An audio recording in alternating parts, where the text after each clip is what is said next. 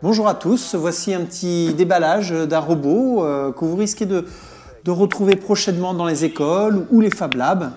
Nous allons voir ensemble ce qu'est le Nirio Ned. C'est parti. Alors voilà donc la boîte réelle du Nirio Ned.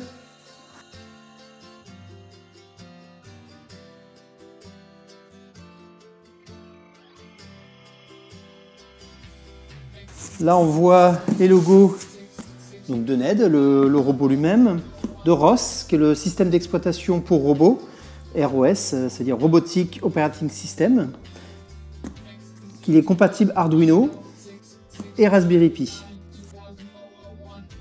Donc, tout est bien rangé à l'intérieur, avec une première boîte, avec le logo de Nirio.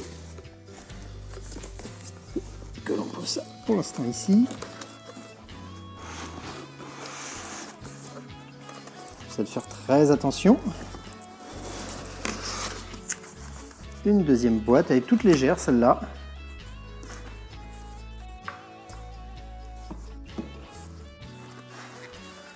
Les protections. Alors, vu d'ici, on dirait un microscope. Vous voyez ? C'est un peu une tête de microscope vu d'ici. Il pèse son poids. Donc c'est un robot 6 axes. 6 axes, ça veut dire tout simplement que c'est comme nos coudes, c'est un axe. Chaque doigt en fait a un axe différent. Lui, il en a 6. Alors le robot pèse un petit peu son poids, on sent vraiment un certain poids qui est à la base, hein. Du coup ça lui sert pour la stabilité. Hop, je le retourne. Là on peut y voir des prises USB 2 et USB 3, une prise Ethernet et également des prises vers le GPIO, ainsi que sûrement la prise d'alimentation et le bouton pour allumer le robot. En tout cas, le robot est plutôt bien fini. Ici, ce sont des pièces imprimées en 3D, mais c'est très propre. Ici, sur un moteur, il y a une petite prise on dirait, de type chargeur de téléphone, donc USB mini, peut-être pour y greffer des extensions. C'est possible. On va voir ça plus tard. Alors, on va voir ce qu'il y a à côté dans les autres boîtes. Et donc, une pochette contenant... Ah, bah oui, tout simplement. C'est, en fait, c'est alimentation de type voyage. Je crois que la prise est à la norme américaine. Bon, ça peut être bien pratique après, hein, parce qu'il y a même des prises USB dessus. Différents éléments. Des pièces imprimées en 3D. On regarde après ce que c'est. Une clé USB. Ah, ça va être un lecteur de carte SD. Quelques éléments, des fils. Je pense que c'est pour installer des extensions et autres. Ah, une autre boîte. Un moteur, dirait-on. C'est un petit moteur. Ah, la pince. Voilà. Avec des pièces imprimées en 3D.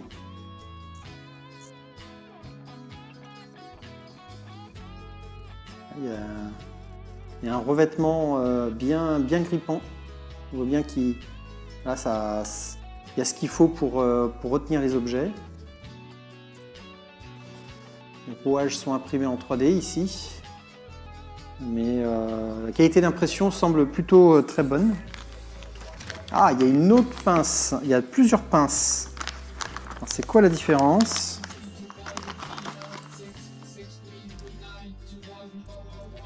D'accord. Donc c'est livré avec plusieurs pinces. D'accord. Vous voyez la différence de pince? C'est pas le même, c'est pas la même façon de s'agripper aux objets.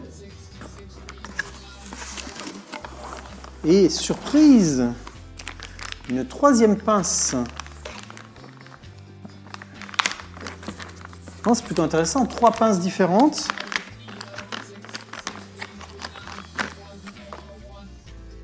Alors là, vous voyez, c'est une autre façon. Bon, je vais pas peut-être pas le, je vais pas faire de bêtises. Vous voyez, celle-là, en fait, elle s'écarte. Hein. Donc c'est encore une troisième façon de s'accaparer les objets. On a un peu plus de pièces métal, j'ai l'impression, dans celle-là. C'est un peu obligé, hein. C'est pour les rails ici, les rails hein, qui tiennent les éléments de la pince. Non, c'est plutôt intéressant qu'ils fournissent comme ça 3 pinces différentes. Je trouve ça vraiment un grand plus.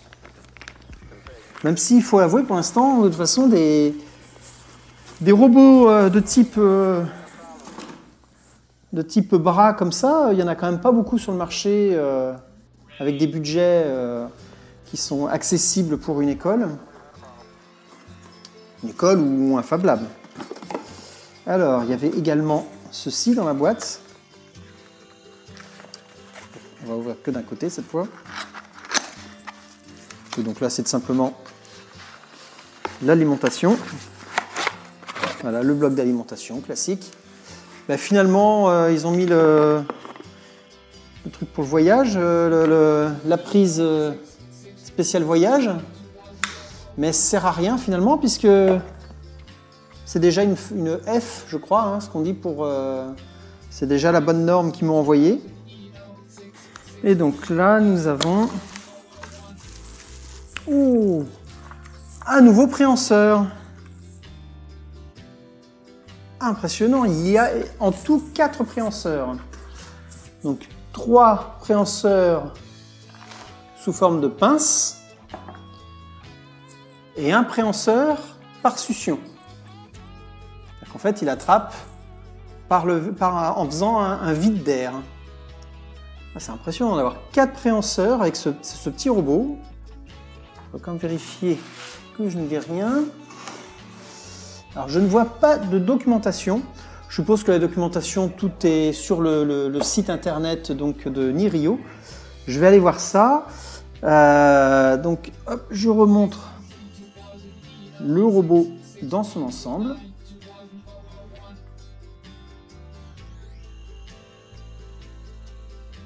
Donc, c'est un robot 6 axes.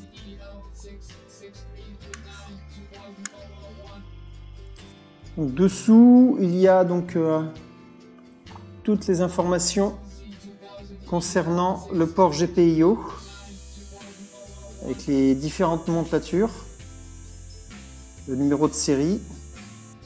Voilà, merci d'avoir suivi ce déballage du Nirio Ned, donc un robot à destination du milieu scolaire ou des Fab Labs qui veulent s'intéresser à l'industrie 4.0 et donc apprendre à programmer un bras robot de type industriel.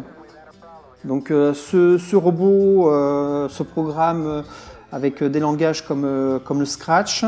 Bon, il est fort même possible, je n'ai pas encore regardé en fait toutes les docs, mais il est même fort possible de pouvoir l'utiliser avec d'autres langages de type Python pour aller un peu plus loin. En tout cas, voilà, première impression, c'est costaud, c'est lourd, c'est mastoc. Par contre, c'est relativement petit, hein, la boîte finalement, elle n'est pas si grande. Imprimé en 3D, toute la partie plastique est imprimée en 3D, avec un résultat plutôt correct. Surtout, moi, ce que je vois d'intéressant, c'est tous les actionneurs. Et ça, d'ailleurs, c'est pas un actionneur de plus, hein. J'ai bien l'impression, en fait. Ah, c'est peut-être un actionneur... Ah oui, c'est un actionneur par électroaimant. Et en fait, il y a 3, 4, 5 actionneurs. 5 actionneurs. Un électroaimant. 3 pinces. et par succion. Voilà, ben, je vous remercie et puis ben, je ferai probablement une prochaine vidéo où je montre un petit peu ce que j'arrive à en faire. Et puis voilà, moi j'ai pas un haut niveau en programmation de robots, mais on va voir ce qu'on peut faire. J'essaierai de faire un petit truc, un petit projet sympa à montrer. Bon, je ne l'ai que quelques jours, hein, donc il va falloir que j'aille très très vite. N'hésitez pas à vous abonner à cette chaîne. J'y lance tous les lundis matins à 9 h une vidéo qui fait en fait simplement votre veille technologique. Je vous apporte votre veille technologique tous les lundis matins à 9 h sur un plateau en suivant cette chaîne. Et vous pouvez regarder un petit peu dans les vieilles vidéos, vous allez voir. Tous les lundis, c'est régulier, il n'y a aucun manque depuis que j'ai commencé au mois de novembre 2020. Et vous allez pouvoir suivre l'actualité ainsi. Allez, ciao les humanoïdes!